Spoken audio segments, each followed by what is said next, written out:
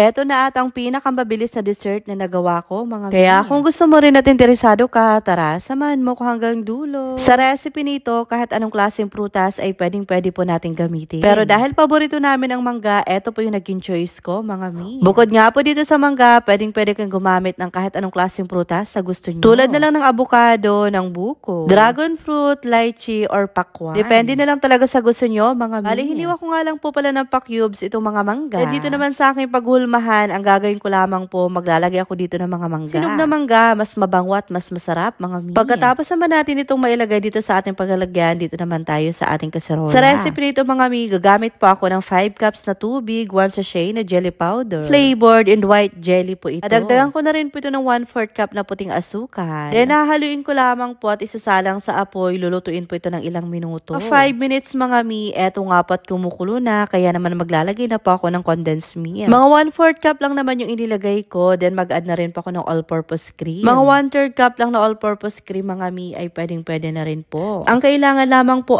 continuous natin itong hahaluin. May iwasan po na masunog ang ilalim at mamuo nga po yung ating jelly, mga mi. Ilang minuto lang naman, eto nga po at okay na, kaya naman ilalagay na po natin ito sa ating paglalagyan. Kailangan, mga mi, na patuloy pa rin po natin itong hahaluin para maiwasan natin na mamuo po yung jelly. Itong parang ko nga lang po pala ito isinali dito sa ating paghulmahan. Po ba, naglagay tayo kanina ng mangga sa ilalim, tapos mag-add tayo nitong ating jelly. Layer by layer, mga mi, mag-add naman po tayo ng mga mangga. Hindi naman sa inyo kung gaano kakapal yung gusto nyo, mga mi. At depende na rin sa inyo kung gaano karaming mangga yung gusto nyong ilagay. Then after nito, hahayaan lamang po natin itong mag-set. Once na okay na po, nag-firm na nga siya, ilalagay po natin ito sa chiller. As mga mi, mas masarap po itong kainin kapag malamig. Kaya naman nga, kung hindi mo pa rin ito nasusubukan sa mangga at sa jelly, ay naku mi, subukan mo na. Napakasarap, napakadali lang gawin at ilang sangkap lamang ang kailangan.